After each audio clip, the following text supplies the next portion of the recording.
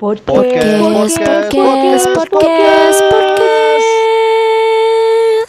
Politik itu kejam gitu.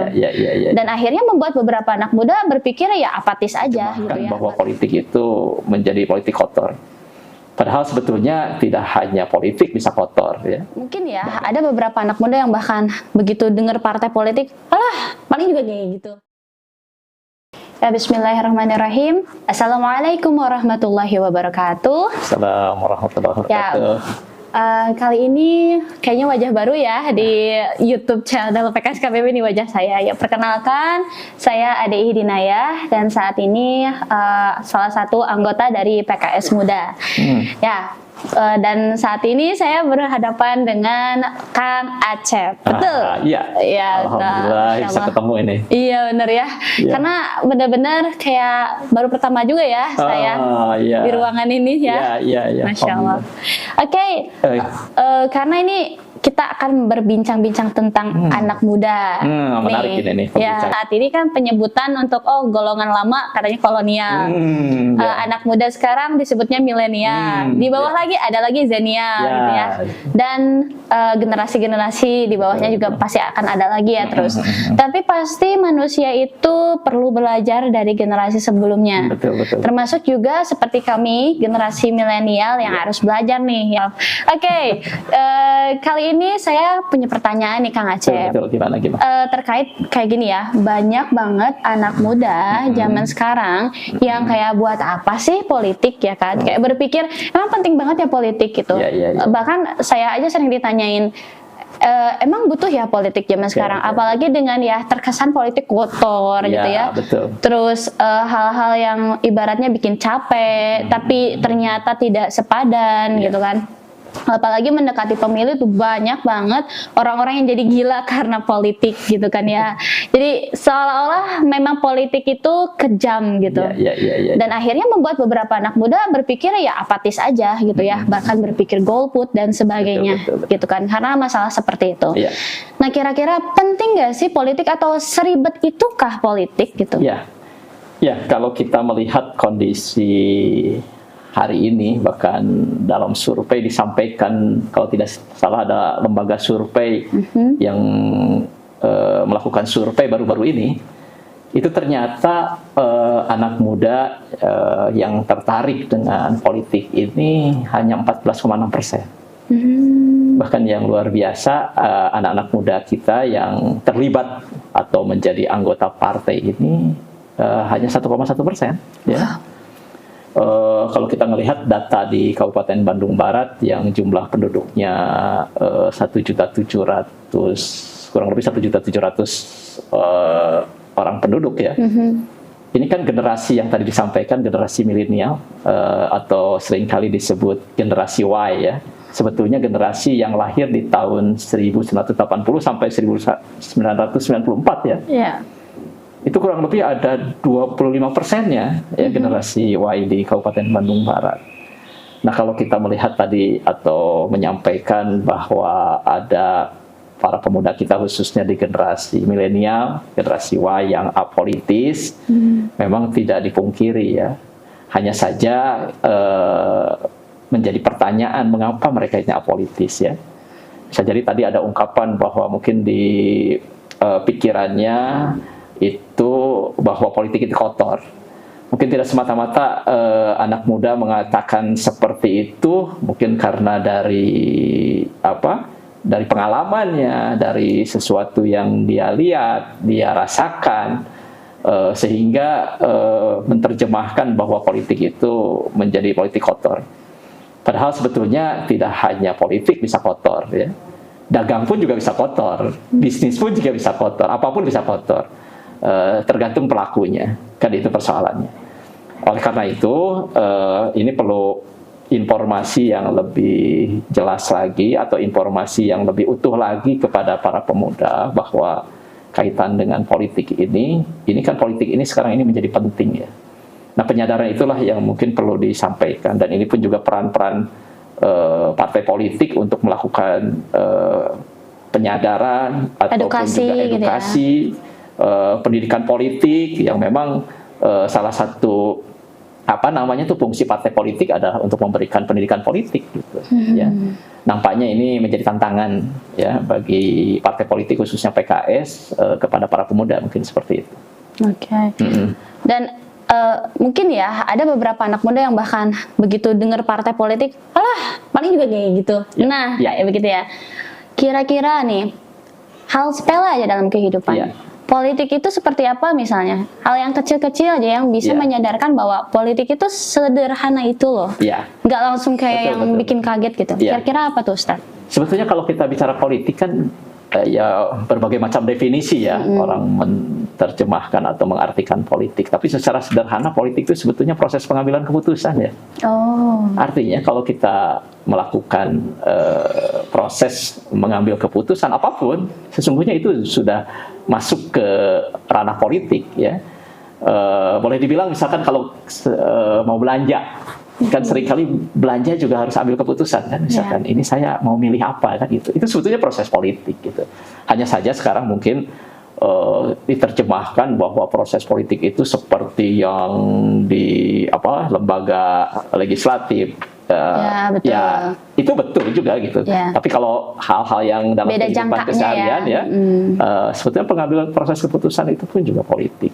Jadi kalau diterjemahkan proses pengambilan keputusan itu menjadi tidak boleh, kan sangat aneh gitu. Makanya kita tidak bisa dipisahkan gitu dengan politik. Ya, itu jadi penting gitu yang perlu disadari, perlu dipahami oleh teman-teman anak muda hari ini berkaitan dengan politik. Begitu ya, sederhananya begitu. Mungkin Teh Dina seringkali kan dihadapkan kepada persoalan yang harus ambil keputusan, maka pada dasarnya itu sudah menjadi bagian daripada politik gitu. Bahkan hal kecil kayak misalnya kita ngobrol sama temen gitu ya, lobby-lobbynya ya, kita berbincang, terus harus mengenali seseorang, bagaimana keperluannya dan sebagainya, itu sudah politik ya, padahal ya. Itu sebetulnya ada politik. Oke, berarti nggak sesederhana ibaratnya hidup kita terus dilepas dari hal politik gitu ya. Sekarang ini apalagi kita yang bermasyarakat, bergaul, ya itu tidak bisa dipisahkan di politik. Hanya saja memang kan jadi aneh kalau kita itu dalam kehidupan keseharian, itu berpolitik, karena kesannya kan memang politik itu adalah seperti tadi ya di anggota legislatif, padahal di tingkat-tingkat kemasyarakatan di RT itu juga bagian dari politik ya, bermusyawarah dan lain sebagainya itu bagian politik. Berarti kesan awal ya yang harus diperbaiki. Betul. Ya. Tapi saya pikir ini juga tidak tidak salah orang juga punya kesan seperti itu. Kalau pelaku-pelaku politik atau para politisi pun juga mencerminkan yang kurang baik, kan begitu ya? Oh iya, betul. Jadi kenapa orang itu mengatakan bahwa politik itu kotor? Kita kan sebagai para politik harusnya ini juga menjadi bahan introspeksi. Mungkin cara-cara inilah yang kenapa kok masyarakat kita tidak bisa menyalahkan masyarakat, kan gitu. Tidak bisa menyalahkan anak muda gitu. Kenapa mereka tidak tertarik ke politik? Mungkin karena melihat bahwa paraku atau para politisi yang senantiasa berjanji, tapi janjinya nggak ditepati, mungkin kan itulah yang mengakibatkan menjadi anak-anak muda kita tidak tertarik dengan politik. Ya, walaupun sebetulnya ini yang mungkin perlu dipahami juga oleh semua kita, banyak produk-produk politik yang mau tidak mau dirasakan, kan gitu. Iya, betul. Begitu. Ya, produk politik kayak misalnya masalah harga gitu ya. Betul. Itu ngaruh banget ya. Ya, seperti kemarin misalkan ada kenaikan harga BBM ataupun juga pernah minyak goreng langka, kan tidak bisa kita hanya bisa mengeluh saja. Itu sesungguhnya produk politik. Kalau kita tidak terlibat ataupun kita tidak bisa ikut serta, ya kita jadi korban politik, kan begitu. Inilah jadi penting mungkin ke teman-teman anak muda. Ternyata begitu penting ya gitu. Jadi selama ini anak muda bisa jadi malah jadi korban politik gitu kan, karena menjauh dari politik. Nah, oleh karena itu mulailah sekarang kita berpikir masa depan bangsa ini, kan gitu, dengan berkontribusi ini anak-anak muda gitu. Apalagi kalau kita melihat para pendiri bangsa itu kan dulu malah banyak anak muda ya. Anak-anak muda itu sudah mulai tidak hanya melek politik, tidak hanya sadar politik gitu, tapi malah sudah jadi para politisi yang luar biasa ya. Betul. ya mungkin ibaratnya generasi penerus tapi juga generasi memperbaiki. Saya sering membahas itu bahwa ya kalau memang generasi sebelumnya kurang baik, kenapa kita yang tidak memulai? Tapi bukankah kita baik juga belajar? Karena kan generasi belakang juga belum tentu buruk semua, gitu kan ya. Kita bisa belajar dari hal-hal baiknya, buanglah yang buruk-buruknya. Nah sampai ada juga yang bilang gini, buat apa berpolitik kalau pada akhirnya nanti akan menyengsarakan kita kembali. Ada kan bahasa-bahasa seperti itu ya. Nah, bagaimana caranya supaya anak muda itu bisa kembali percaya bahwa ada harapan? Apakah harus dibongkar semua? Atau baiknya seperti apa nih tindakannya? Memang akhir-akhir ini juga memang ada pergeseran ya. Selain memang di sisi lain informasi tentang pentingnya politik, tentang kesadaran politik nampaknya semakin kurang, semakin rendah gitu ya. Sehingga banyak orang yang apatis juga. Di sisi lain ada kondisi-kondisi yang ya anak-anak muda mungkin berpikir, aduh daripada ngurus politik lah mendingan saya urusin diri sendiri gitu ya. Melakukan apa namanya itu kongko-kongko aja lah dengan teman-teman kan gitu. Bahkan ya tadi yang saya katakan apolitis. Mungkin harus ada upaya ya dari partai politik di PKS tentunya khususnya untuk melakukan pendekatan-pendekatan secara khusus ke anak muda. Saya pikir di DPD PKS Kabupaten Bandung Barat sudah melakukan ya. Kita punya PKS muda ya salah satunya, dan ini pun juga menjadi apa namanya itu menjadi optimis saya ke depannya anak muda yang bergabung dengan PKS semakin tambah banyak saya melihatnya, semakin bersemangat, dan kita juga lakukan pembelajaran politik juga kepada teman-teman anak muda khususnya di PKS muda, sehingga gambaran tentang politik yang tadi yang disampaikan ya sedikit-sedikit kita bertahap untuk memberikan penyadaran seperti itu sehingga menjadi bersemangat ya.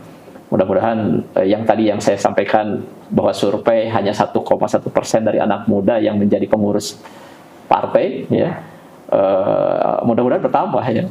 Nah kalau di PKS, di DPD PKS Kabupaten Bandung Barat sendiri kan sekarang kita membuka sebesar-besarnya ya partisipasi anak muda. Bahkan susunan bakal calon anggota dewan kita kan sekarang ada yang usia 20 tahun, betul. Ada yang ya masih ada 20 tahun ya. Bahkan ini Teh Dina sendiri usia berapa nih?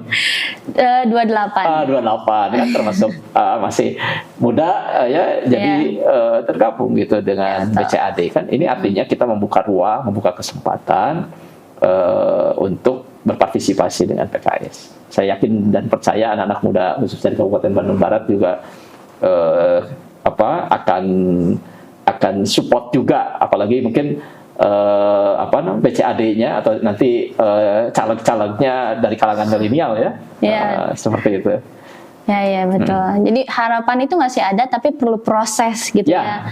Saya yakin sih dari setiap peristiwa dan kejadian selalu saja anak muda yang akan tampil untuk menyelesaikan persoalan. Saya optimisnya begitu, karena kalau kita melihat sejarah kan gitu, justru anak muda lah yang bisa tampil untuk menghadapi persoalan-persoalan kan gitu. Baiklah ya. Jadi intinya adalah jangan menjauh, justru kita harusnya semakin proaktif ya. Ya memang mungkin sekarang ini di sisi lain kondisi di masyarakat ataupun kondisi yang membuat anak muda itu perlu dibangkitkan lagi semangatnya. Karena kan kalau kita bicara anak muda itu identik dengan kekuatan ya.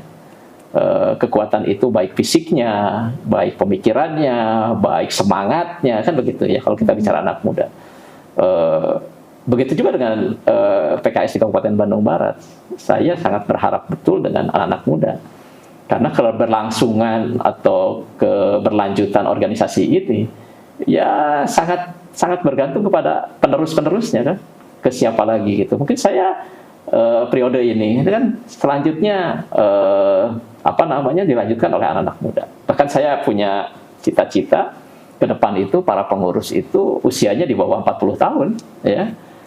Saya sudah ngobrol dengan beberapa pengurus itu. Ini cita-cita yang saya pikir mudah-mudahan bisa terrealisasi ini ke depannya. Begitu. Baik.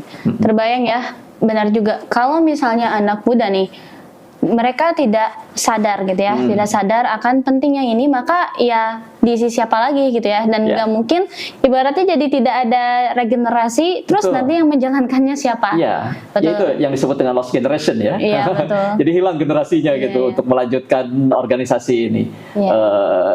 Dan kalau di di partai politiknya pun juga para generasi muda tidak tertarik sampai tidak anak muda. Ini dampaknya kan bukan hanya di partai politik. Padahal kan partai politik ini menjadi satu institusi yang berkontribusi terhadap bangsa dan negara ini kan gitu. Kalau di DPR RI gitu kan, kalau tidak ada regenerasi kan ini juga menjadi satu hal yang mengkhawatirkan. Oke. Ya. Oleh karena itu saya sekali lagi khususnya secara pribadi saya berkepentingan betul dengan anak muda ini. Oke. Terlepas dari partai politik, Ya. pasti kita balik lagi ya ke demokrasinya sendiri ya, Ya. demokrasi Pancasila, di mana kita itu ya ada perwakilan, Betul. ya. Nah, ada beberapa orang yang memilih akhirnya golput, ya kan, memilih golput terutama anak muda, kayak berpikir aku nggak kenal, terus nanti akibatnya ketika aku milih tapi aku nggak tahu, nanti juga bakal repot dan sebagainya, gitu ya. Nah, untuk menyadarkan anak muda terutama ya, minimal walaupun dia tidak terlibat partai politik, tapi dia itu mengenali dulu politik itu sendiri kan ya. Nah, kira-kira cara yang paling tepat supaya anak muda itu tidak ibaratnya saking kecewanya akhirnya ya udahlah golput gitu. Nah, tips yang tepat untuk anak muda supaya tidak golput. Ya, sekali lagi ya, walaupun itu kan pilihan ya, orang itu kenapa memilih golput, mungkin didasari karena ketidakpercayaan terhadap partai bisa jadi, atau mungkin karena berdampak dengan kondisi negara hari ini yang membuat repot anak muda akhirnya jadi pesimis, kan? Jadi frustasi, jadi apatis dan lain sebagainya gitu kan, sehingga udahlah golput. Padahal kalau kita sadari golput pun juga nggak menyelesaikan persoalan kan gitu ya. Dengan golput itu apakah bisa jadi berubah? Enggak juga kan gitu. Nah, itulah yang saya pikir perlu dipahami oleh teman-teman ketika kenapa sampai memilih golput ya. Dari sekian banyak pilihan itu akhirnya memilih golput. Ini menjadi tidak menyelesaikan persoalan, walaupun tentunya ada introspeksi juga nih ke partai-partai politik kan gitu. Kalau partisipasi masyarakat rendah kan berarti ada satu yang salah. Nah, secara PKS sendiri kan kita berupaya caranya adalah kita juga menyiapkan politik gagasan, ya, politik gagasan, politik pembelaan, politik advokasi, sehingga bisa dirasakan gitu.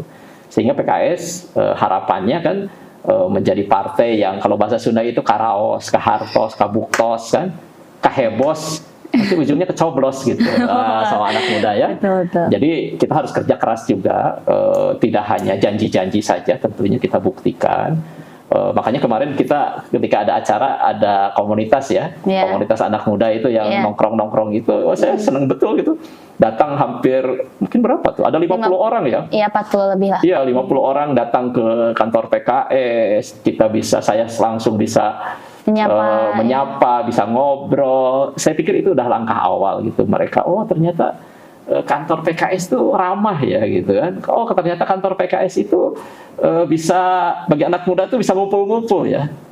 Makanya kita siapkan ya di atas, mudah-mudahan menjadi tempat yang nyaman gitu kan, bisa hadir datang ke kantor PKS gitu, sehingga kantor PKS ini tidak menyeramkan gitu kan, jadi ramah gitu kan, senang. Makanya mudah-mudahan itu langkah awal juga, sehingga tidak hanya mengurangi golput ya, mudah-mudahan ya khususnya KWB gitu, nanti anak-anak muda kita jauh dari golput lah, karena kita sudah memberikan banyak hal, politik gagasan, politik pembelaan.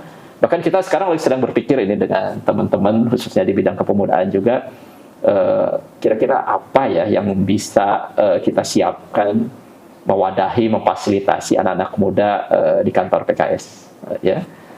Bisa jadi mungkin nanti ada kursus-kursus ataupun hal-hal yang lain lah yang membuat bisa berkarya lebih gitu.